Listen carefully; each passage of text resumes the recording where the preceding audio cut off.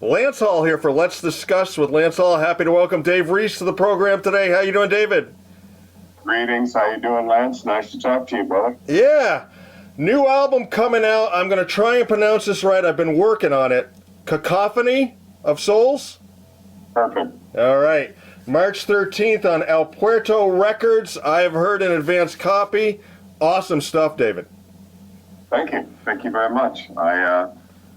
The reviews have been unbelievable. It's really hit a nerve, this one. So I was kind of nervous, after doing Resilient Heart last year. I was wondering if I could top that one, and I think I did. I think you did. Lucky. I mean, everybody's work is great, but, with some things are better than others and everything, or the stars all align or whatever, I guess is what you could say, maybe, and you just, there's times you hit a single and there's times you hit it out of the park, Yeah, exactly, and maybe I got a triple on this one, I don't know, but I'm hoping, Yeah. So far, so good. It's been really, really positive, so. I was reading that your tour with Udo last year really set the precedent for the tone for this album. You did a lot of studying. I did. I've known him for over 30 years, and number one, it was a blessing, and I'm eternally grateful that I was asked to be the special guest. It started off at like 10 days, it ended up being 28 shows. But you watch a guy like that rock out on stage, and everybody loves him. But there's one key thing: is tempos, sing-alongs, that work. Yeah. And I watched it, and plus I was doing, some of the Eat the Heat stuff that I did with Accept, and the response from that stuff, like Ecstasy, Hellhammer, D-Train, was great. Yeah. And the heavier stuff from Resilient Heart. So when I'd go to the merch booth, people would say, I really love this album, Eat the Heat now. I didn't like it so much, but it's really grown on me. Where are you going? And I just kind of absorbed it, like you said. Yeah. Excellent. So, and you're also working with Andy, right? Yeah. The two guitar players quit the band right after that tour. And I'm like, okay. And I'd seen Andy, because him and I had been friends, as long as Udo, because we were next door neighbors basically doing both of those albums that we did. And in Stuttgart, and I said, we need to work together again. And he said, yeah. And ironically, they just walked out, and I called him, and I said, I got to finish 8 gigs, festivals this summer. You want to be the guy? And he said, of course. And I had written a few songs, like Cacophony of Souls was done musically and lyrically, and demoed it, and kind of pointed it, that's the direction. Plus, he and I had written Chasing the Shadows a few years ago. We knew we had to go heavier, go back to where we came from. Yeah. So he said that was kind of, I guess, the word template, Let's talk about the other guys in the band too. I'll let you pronounce their names because they're a little, bass player and a drummer. The bass player is Malte Fredrik Berkert. He's been with me for, 3 or 4 albums now and multiple tours. Amazing bass player, great guy. The cool thing about Malte is he's actually contributed to writing 2 of the songs in this album. I didn't know he was a writer, and one night he was fiddling around on a guitar, and he was playing me this riff, and he said, this is something I've written, and I said, that's really good. And then he showed me another one. The 2 songs are Collective Anesthesia and Perfect World, and it's a blessing that now that I've got an extra writer in the band. And on drums is Andrea Ginangeli. I've gone through a couple guys. I had a studio drummer for Resilient Heart. Then I had a Danish guy do some shows with me after that album was released, and he was not right, the nice way to put it. And then I think I talked to Ali Del Vecchio. I said, I need a drummer, man. Who do you recommend? He goes, I heard of this guy in Rome. So I phoned him up, sent him all the songs, and he actually auditioned playing to the album on video. Showed the guys, and I said, that's him. So he went out, and his first tour was with UDO and me. Yeah.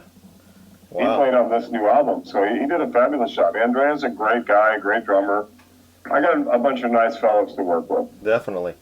Let's talk about that title track, Cacophony of Souls. I looked up the definition to cacophony. It's sort of a how did they word it now? A disorder of sounds or something like that? Yeah, it is. It's a disorder of souls. Yeah, right. Souls. Yeah. I've been really just the last few years, the business I'm in is not exactly one of the most loving, warm and fuzzy businesses in the world.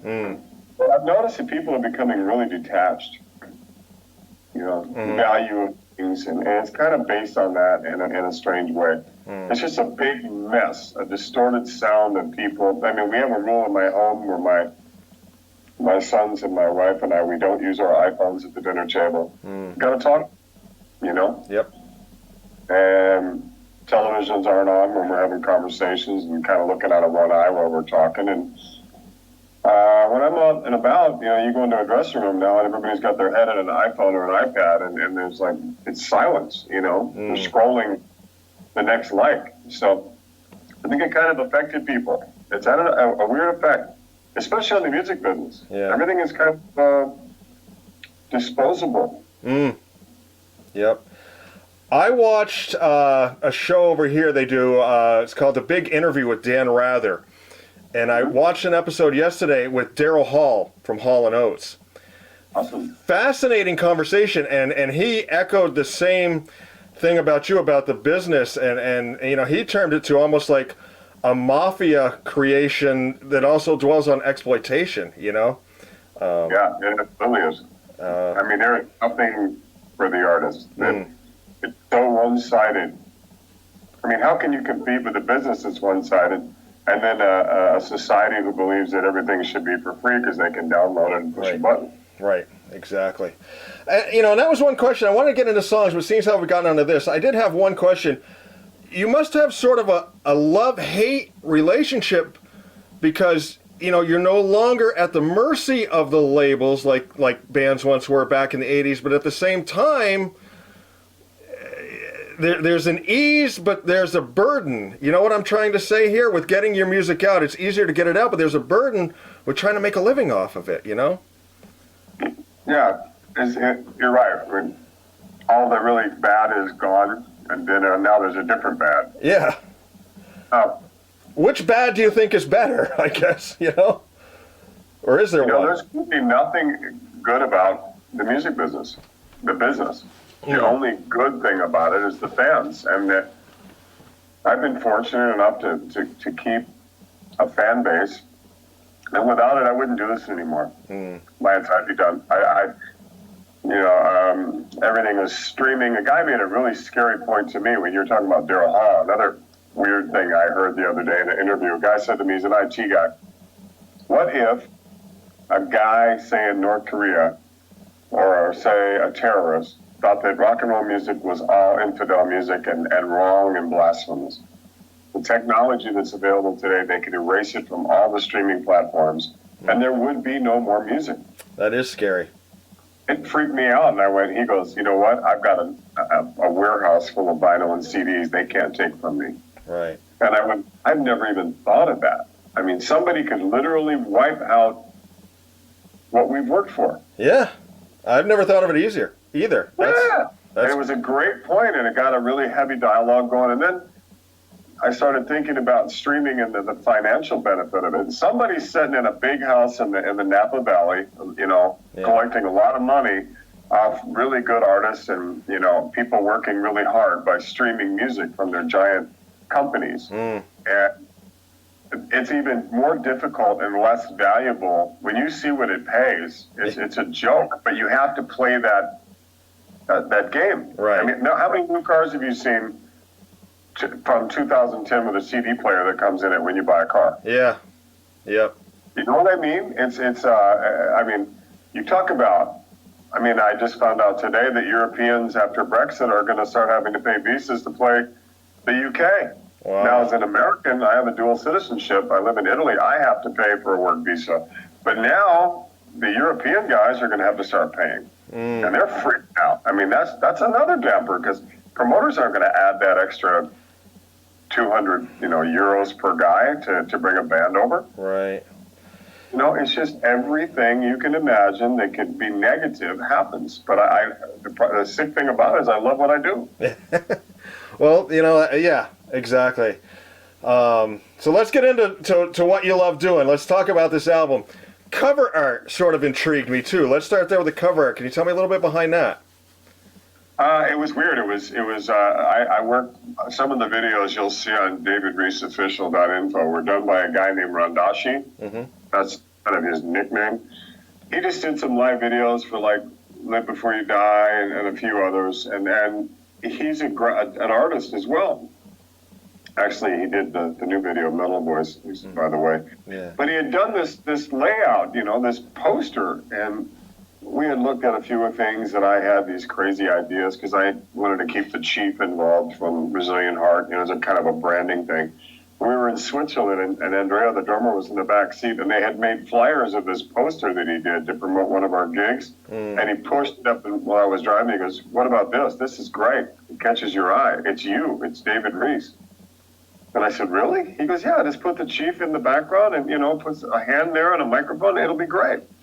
And that's how it happened. I mean, it was, I don't know. Do you like it? I like it. Yeah. My It's manager intriguing. loved it. I sent it. I go, "What do you think?" "It pops. Great. The colors are great. Go." Right. The red, that happened. the image, it covers your eye. You got to kind of look at it because you study it. First you think, okay, I see this. Then you look at it a little more. It's like, okay, well, wait a minute. There's more, And you got to kind of study it. It's all him.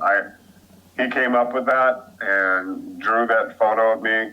I think it was a photo, and then he kind of copied it and then added his thing to it. Yeah. I'm very happy to be working with him. He's a great guy, and he's really talented. Cool. First track caught me, right from the get-go, Chasing the Shadows. Kind of a little interlude opens up, then you jump right into a riff. First thing I thought of was like Skid Row Slave to the Grind. Had that same kind of heavy-duty riff going to it. Yeah. How'd that one come about? That's a funny story. Andy and I wrote that song, and I'm not going to lie, probably 10 years ago. And the original drummer on that track was Stefan Schwarzman from UDO and Accept. And we were so excited about it. It was supposed to be on Universal Language, actually, my first solo album when I came back to music. And the record company goes, yeah, and it was going to be the opening track. We get the running order. It's there, but it's not on the CD. Andy lost his friggin' mind.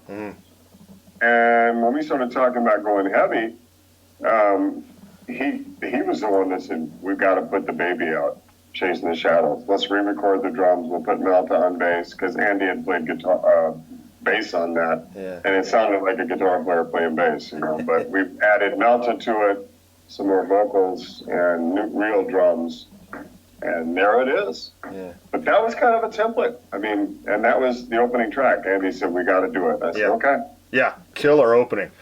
Track 2, Blood on Our Hands. My note here says "Sign of the Times." Yep.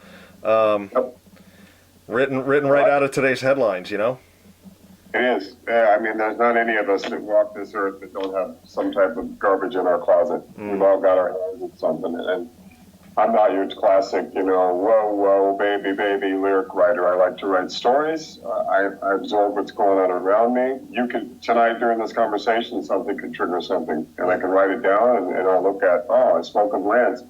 What did he say? And there's a title. Right. A conversation. I'm not saying I'm deep or anything, but I don't really want to write. It's been done to death, okay? The Sunset Boulevard rock star scene has been done to death. And I think we're all aging a little bit too, so it's maturation comes in, Absolutely. with you and me and what we see going on this planet, I don't know what's going on. and particularly once you have kids too, what a perspective changer that is, And your kids start to mature, Yeah, amazing. Yeah, you watch your children and you see what's happening in politics and the world, and like, what are we leaving for them? Yeah. We got blood on our hands. Yeah, exactly.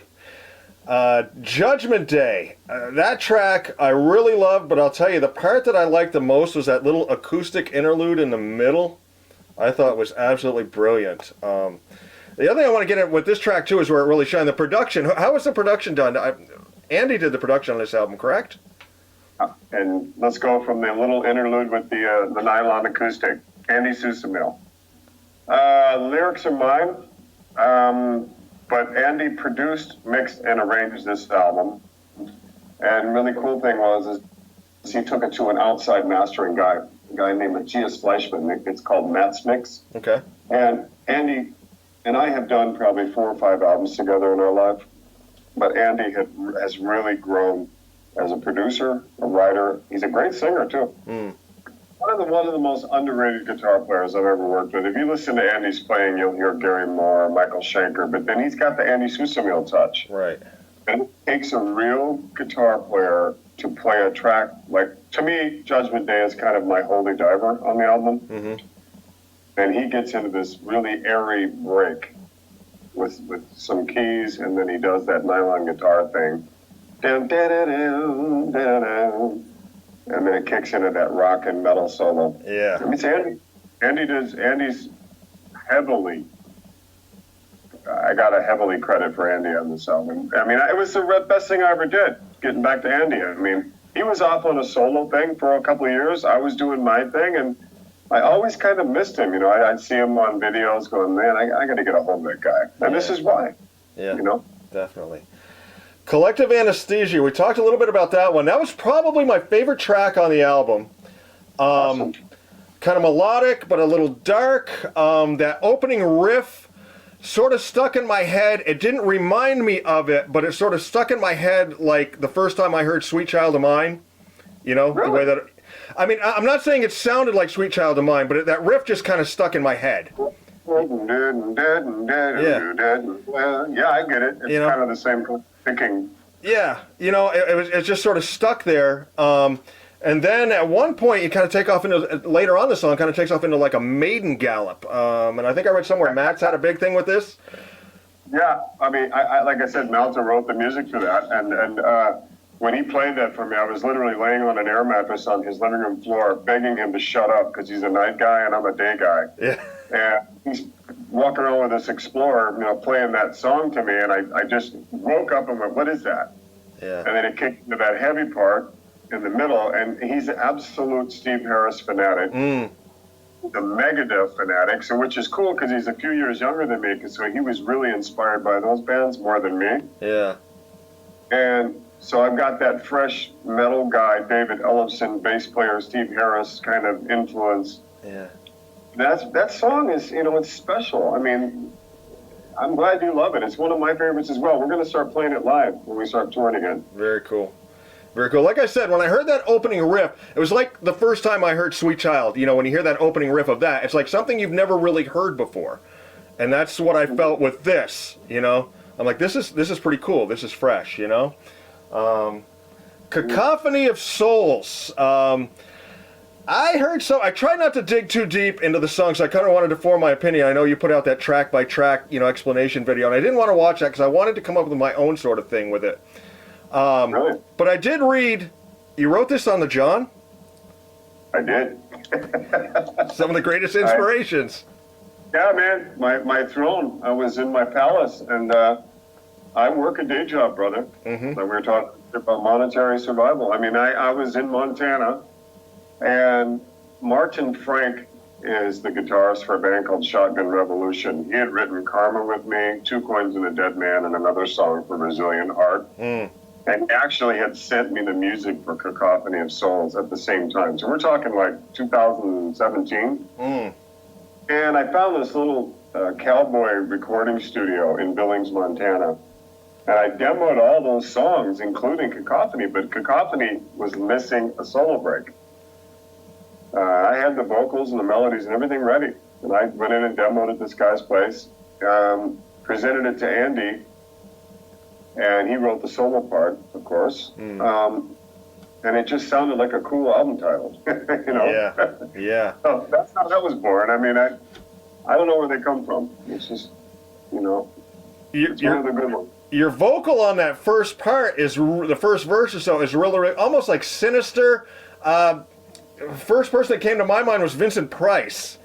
You know, you almost had a dark Vincent Price kind of vibe to it, you know? You know, actually, that's a compliment, and I'll tell you, I've been asked in interviews this last few weeks if that's actually another singer. Is it me? So, if you listen to Resilient Heart, Live Before You Die, I did a David Bowie type thing on the verses there too. Okay. One of the things that I'm enjoying about it is that you learn your limits. You're getting older. You find out with the little colors that work. You know, one thing I really don't like to see with singers is vocal gymnastics. A lot of these young guys got to go out there and hit every octave they're capable of. Yeah. You know what? It's boring. I'm sorry. It's like, okay, kid, you can hit 4-octave range. You know, you've got the third falsetto. You want to be Todd Latore or Rob Halford in 1981. Yeah. Let me hear you sing. Right. Guys like Rob Halford can sing. Yeah. They can do albums. You know, I grew up on country music. Those guys could really sing. George Jones. Those were singers, baritone singers. Right.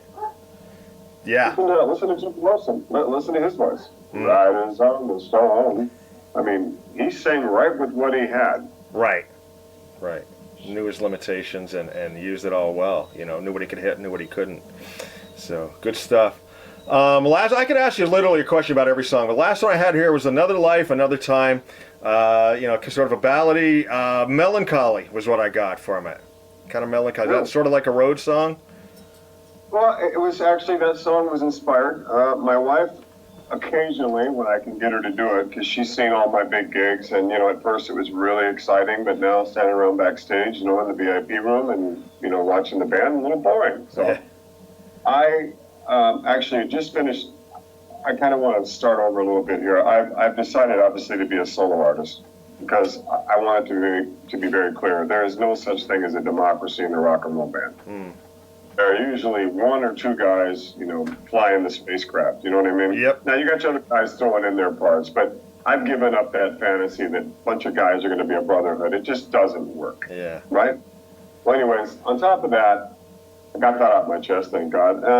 I just finished an album saying that I'm a solo artist. I did have obligations to do another album, and I've done some demos. Actually, I'm doing tonight for a guy, I promised, for his album, but a band called John Steele in Bulgaria. And they had Doogie White on an album, and they had Blaze Bailey on an album. And Doogie went on to do Shaker Fest, and they had some shows, and they called me and said, "Okay, are you available?" And I said, "Yeah." So I learned their albums. And singing that Doogie White stuff's not easy, I gotta be honest. Yeah. But anyways, I went out there and met the guys, did a bunch of gigs, and got to know them over the last few years, and we just agreed to do I finished their album like a month ago. Anyways, we had gone last summer to Bulgaria, I think in August. My wife decided to go with me because she'd never been to Bulgaria. And normally we fly sitting next to one another. But on this flight, we were separated by a guy in between us. Okay. And really funny, we were trying to have a conversation. And she looked at me and said, "Another life, another time." Like talking to Lance on this interview. It's the little things, and the words just started spilling out of my hand. Yeah. So, boom, I sent it to Andy, and in about an hour, he's fleshed out this beautiful, melancholy acoustic thing. And, yeah, I mean, I think we nailed that one. I think I might do a video for that one. Yeah, it's a great tune. Great tune. It would lend itself great to video. Want to go back in time a little bit with you. I've been dying to ask you this one question since the last time we talked, because I went back and I listened to Eat the Heat by Accept. You know, I'd heard, like most people, I'd heard it, you know. Turn the Wheel Around was the tune that just jumped off that album at me, and I've been dying to ask you about that song ever since then. That was the first song I did with them. Really? In the demo. Yeah. You know, funny story about that is I get the weird phone call from Wolf Hoffman. I'm living in a cabin in the Colorado Rockies in a town called Woodland Park. Phone rings during a snowstorm, and I'm like, "Yeah, I'm Mickey Mouse," and I hung up, I think. And then called back, you know, and said, "No, I'm serious. Can you get on an airplane?" And I get to Derek's Studios in Dusseldorf, and I can't sleep. I'm excited because, you know, I'm going to audition for Accept. Yeah. I walk the door, and they literally walk me downstairs into a demo studio. And I'm like, whoa, let's go have something to eat. And like, no, we're going to work. That's the German way. Yeah. They walk me downstairs, and Peter Baltus has the 24-track machine with the 2-inch tape, and he says, "Well, this one, I've got a weird title called Turn the Wheel Around. Sing something." I'm like, what? What? You know, and it kind of had an AC/DC, Yeah. you know, and a little bit of you know, Screaming for a Love Bite from Metal Heart Time Feel. So I just did the American thing to it. I think the verse is, she's got loads of money, sugar daddy's car, diamonds galore. And it just kind of came together. So what I would do every day, I would sing with Peter during the day, and each guy would sneak in at night and listen back to what I'd done. It was a 6-week audition, but that song, I believe, was the first song that I wrote lyrics to against his title. Very cool. I've been asked to play that song live. I don't think I ever played it live. Oh, it'd be killer live. Killer live. Yeah. The other thing, I can't remember if I heard this in an interview with you or I read it somewhere. Growing up, of course, we all have our musical heroes and everything, but I read you also had heroes, this makes me feel good, who were DJs when you were like in Minnesota. I do. You know, people you listened to that helped shaped, you know, who you became. There was a DJ, a woman, KQRS 92 FM. I think they're still around, but they're a classic rock kind of thing where they play the same song 500 times a day now. Exactly. Her name was Randy Kirschbaum, and they called her Killer Kirschbaum. And the thing I loved about her was late at night, she would play the B-sides of the rock and roll albums. Oh, nice. I got turned on to Free, Black Sabbath, you know, Queen, the first Queen albums, and I'm like, whoa, whoa, whoa, whoa. Her voice was very sultry, and you could cigarette sounding. Yeah. Hi, this is Killer Kirschbaum, and this is side B of, you know, Killer Queen. And she played the whole thing, and I just lay there with my headphones on and just get body rushes, you know? Yeah. And I grew up on B-sides because a lot of times it seems like the B-sides are where the great songs are. Yeah. Yeah. There was a guy, his name was Steve Olson, that was really good, that I liked. And I liked Wolfman Jack. For him, he talked like that, he had that voice. And I mean, he was a character. Yeah. He was as much a part of the music as everything else. Yeah, they painted the picture, you know, to go along with the picture that the music was painting as well. You know, it was like getting a dual thing there. It was awesome. Yeah. We're missing that now, aren't we? Yeah, I was just going to say, wouldn't it be fabulous if we could do that nowadays, you know, other than on internet, you know, mainstream FM is just not good, you know. You couldn't do it. I mean, you know, I think it went, mainstream radio was like in the 70s when I'm talking about. Got into the 80s, and then you got into like character guys like Howard Stern and the Rush Limbaughs and those guys, right? Right, yeah, yeah. Put them into morning talk shows, and then they bring in the rock star and basically bring out all of his little, you know, pirate excursions that he'd done and want to hear all the dirt. And then it went into Sirius and all those things. Yeah. But it's not the same. I mean, there's no one, we were talking about it earlier, the cacophony, this disconnect, you know. Yeah. And the thing of it is, this thought just occurred to me as we were talking, and we mentioned this earlier, it's so easy to put stuff out, and the volume of music that's going out nowadays, the bands, the singers, and everything, there's no shortage of product, you know, and I'm not, you know, I'm using the word product, you know, in a good way. There's no shortage of what am I trying to say here? Food for the buffet. Power, you know? Yeah. You could serve up a buffet every day of fantastic stuff. And, yeah, there's no focus on that particular artist.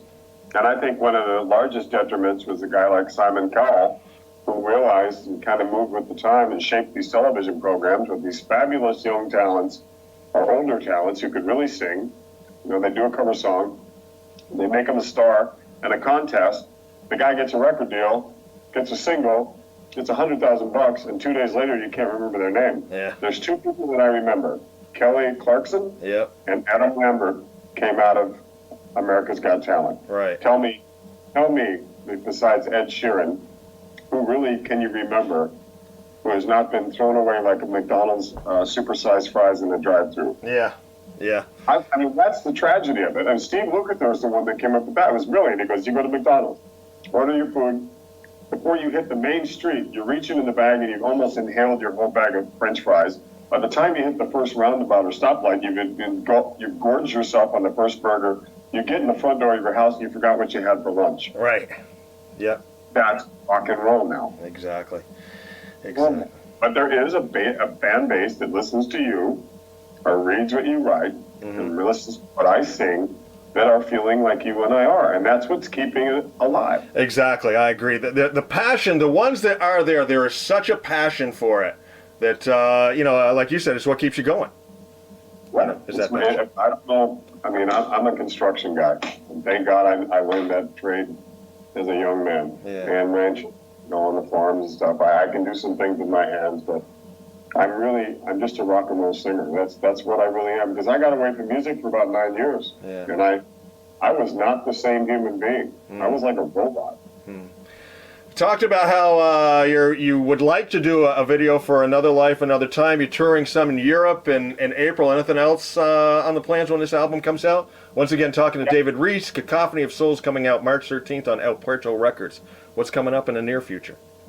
March 13th, the release date. We play that night at a place called Kreuz Obermachtal in Germany. Played there before, great venue. Nice. The following night, the 14th, we play a place called Traube Bellenburn, another kind of home base for us. Sounds like ticket sales are really good. And then April 4th, I embark on a UK tour. That'll go 5 shows in England and 2 in Scotland. My first 2 shows ever in Scotland. I've never played there. Then I return, and in May we do Spain, Belgium, Holland, Luxembourg, and Osnabrück. We got a date. And then we do some festivals in June.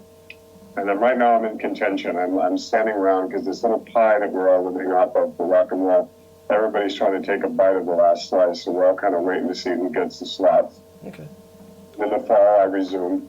I'm going to do a Bangalore choir special show in September in Hamburg. Nice. Where I just play on target. Yeah. VIP thing. Paul Lane's going to play that night with us and a bunch of guys. And then we're going to continue Cacophony of Souls tour up to Scandinavia in September. But yeah, I mean, I'm a firm believer in touring an album. Mm-hmm. That's why Resilient Heart had such a great kick, because here I am with a great album, and I'm doing an interview with a guy, and he said, you should get on that UDO tour, Steel Factory, Reece. That would be perfect, the 2X Accept singers. I go, you think? He goes, call him. So I called his manager, and miraculously the guy said, I was just talking about you 5 minutes ago. Oh, here's 10 shows. You want them? Yeah. And Wow. while I was on the tour, they'd had 4, and then they said, hey, you want Scandinavia? Because it was working. People were coming. Yeah. What a great way to kick open the tour, you know? I'm not going to lie, though. Dates are tough to get now. Mm-hmm. It's really, Yeah. really tough. Definitely.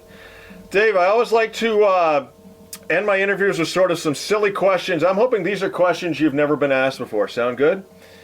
All right. You're in Italy. What are your favorite toppings for a pizza? Gorgonzola cheese. Okay. Given your choice of household chores, dishes or laundry? I'm going to have to say dishes. I like to wash my hands and keep them clean. Okay. My skin supple and beautiful. There you go. Would you rather be on a deserted desert island alone or with someone who never stopped talking? Alone. Okay. Fastest you've ever driven in a car? 205 miles per hour in a Ferrari 305 with Dieter Dirks on the Autobahn in Germany. Wow. That's funny. It was, I've never had anything, everything was stretched. When you're flying down the Autobahn, he's holding the steering wheel with one hand, looking at me, and I've got this 12-cylinder engine screaming behind me. And he goes, pretty smooth ride, huh? And I'm going, put your hands on the wheel. I mean, see a farmer come by, and it would just stretch and go by you. Did you have Life in the Fast Lane running through your head? That song? No, I was thinking, please God, get me home alive. I got to sing tonight. And he's telling me, oh, the wheels are 3,500 each. The rims, they're built for this. And this German technology on the Autobahn is made for this. And this Italian car is built for this. It only runs good when I push it. And I mean, Don Dokken did a ride in it, and he said Don got out of the car and vomited on the highway. And it freaked him out. Let's see. Favorite toy growing up as a child? Man, just tell it. Folgers coffee can with some rocks in it and a stick. Okay. Let's see. What was the other one I was going to ask? All right. Would you rather? Excuse me. Go ahead. The Daisy BB gun. The Daisy BB gun. Okay. And you didn't put your eye out. No, tried to shoot my brother's eye out many a time, but I was. Would you rather go back in time and meet your ancestors or forward in time and meet your great-great-great-grandchildren? My ancestors. Your ancestors? My father's adopted, and my mother has native blood, and we're not even really sure. Found out that my last name, Reece, is a Welsh name. My father's adopted, so his father apparently has Welsh blood, because when I was in Wales, there was like 800 people with the last name spelled the same way. Wow. Incidentally, that's why I call myself now David Reece, because there's a Welsh brother band trying to book Reece, and they go, I've already booked Reece. What are you talking about, love? And I'm like, what do you mean you booked Reece? I'm sitting right here. No, I've got Reece Tomato. And, it was conflict. So my manager said, you got to put David on there because this is a joke. Yeah. I'd like to go back in time. This is the one we have the most fun with, and I was asking this long before all the biopics came out. If they were to make a movie of your life, what actor would you have play you in the movie? And it's your movie, your life. You can pick anybody.